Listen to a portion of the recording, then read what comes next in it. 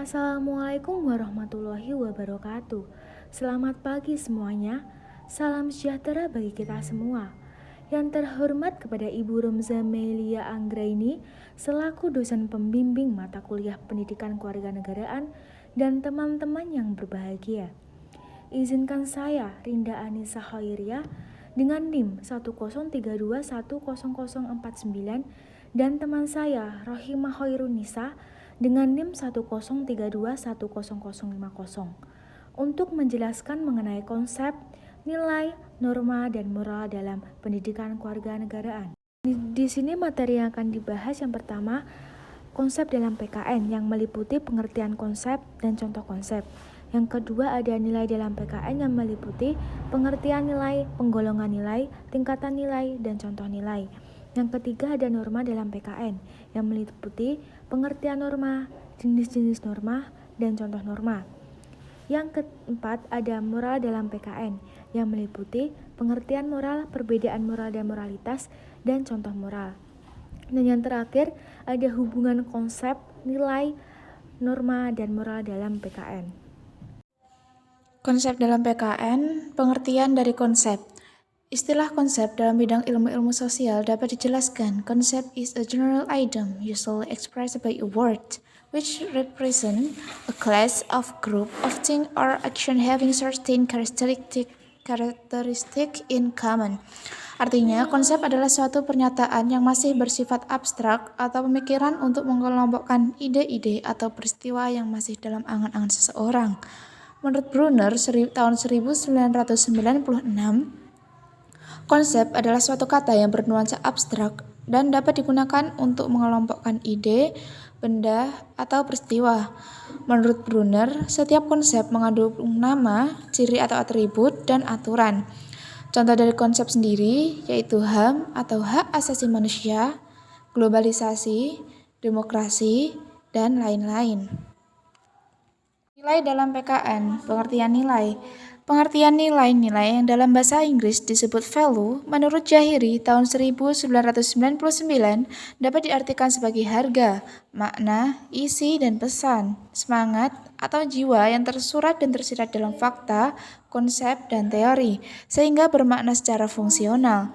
Di sini nilai difungsikan untuk mengarahkan, mengendalikan, dan menentukan kelakuan seseorang, karena nilai dijadikan standar perilaku.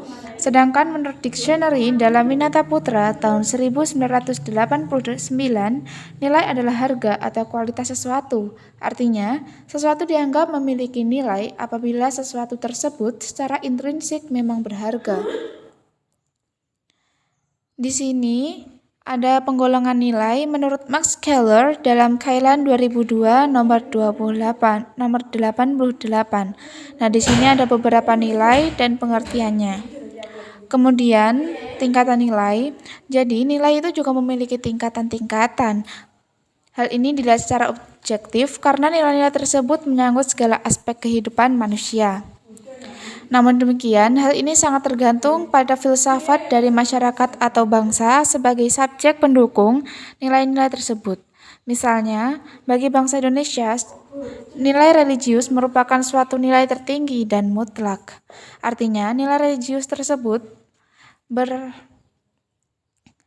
di atas segala nilai yang ada dan tidak dapat dijustifikasi berdasarkan akal manusia. Karena pada tingkatan tertentu, nilai tertentu bersifat di atas dan di luar kemampuan jangkauan akal pikir manusia. Namun demikian, bagi bangsa yang menganut faham sekuler, nilai yang tertinggi adalah pada akal pikiran manusia, sehingga nilai ketuhanan di bawah otoritas akal pikiran manusia. Lalu, untuk contoh dari nilai tersendiri, dia memiliki banyak sekali contoh. Nah, di sini saya hanya menyangkupkan beberapa, yaitu seperti nilai kejujuran, nasionalisme, religius, kebaikan, demokratif, kepatuhan, dan ketangguhan. Pengertian norma. Norma adalah tolak ukur atau alat untuk mengukur benar salahnya suatu sikap dan tindakan manusia. Norma juga bisa diartikan sebagai aturan yang berisi rambu-rambu yang menggambarkan ukuran tertentu, yang di dalamnya terkandung nilai benar atau salah. Dalam bahasa Inggris, norma diartikan sebagai standar. Di samping itu, norma juga bisa diartikan kaidah atau petunjuk hidup yang digunakan untuk mengatur perilaku manusia dalam kehidupan sehari-hari. Dalam realitas kehidupan sehari-hari, dapat paling tidak 5 norma, yaitu yang pertama ada norma agama. Norma agama adalah tolak ukur benar salah yang mendasar diri pada ajaran-ajaran agama. Dalam agama selalu ada perintah dan larangan. Norma agama berlaku sesuai dengan apa yang dianutnya. Contohnya, dilarang berbuat zina, larangan membunuh, dan perintah berbakti kepada orang tua. Yang kedua ada norma hukum. Norma hukum adalah norma yang dituntut dengan tegas oleh masyarakat. Contohnya larangan mencuri, larangan korupsi, larangan memakai narkoba, dan lain-lain. Yang ketiga ada norma moral dan susila. Norma moral atau susila adalah tolak ukur yang dipakai masyarakat untuk mengukur kebaikan seseorang. Contohnya anjuran berkata baik dan bertindak baik. Yang keempat ada norma kebiasaan. Norma kebiasaan adalah tolak ukur untuk perilaku manusia yang berdasarkan pada hal-hal yang telah berlangsung dalam masyarakat sebagai suatu adat istiadat atau kebiasaan sehari-hari. Misalnya kebiasaan orang Jawa yang ketika lewat biasanya menyapa orang di sekitar mereka dengan sapaan monggo mas, mbak, bu, atau pak. Dan ketika mengucapkan seperti itu akan dianggap orang yang ramah kepada sesama. Yang terakhir, norma kesopanan atau sopan santun. Norma kesopanan atau sopan santun menyangkut sikap lahiriah manusia.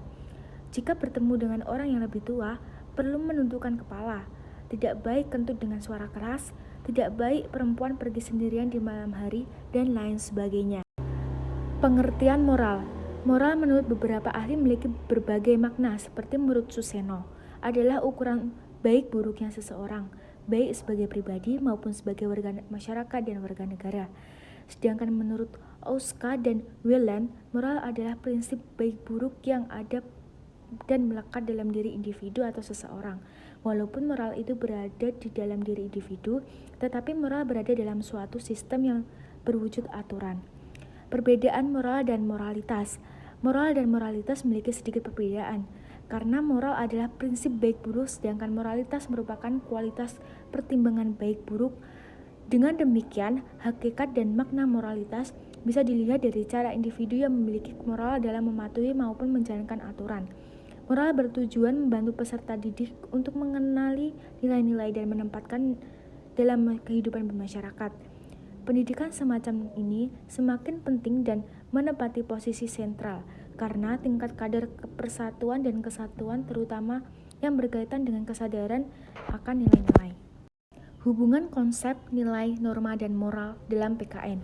Hubungan antara konsep, nilai, norma, dan moral saling berkaitan, di mana dengan adanya konsep akan tercipta nilai, karena dari pengertian konsep sendiri yaitu suatu pernyataan yang masih bersifat abstrak atau pemikiran untuk mengelompokkan ide-ide atau peristiwa yang masih dalam angan-angan seseorang.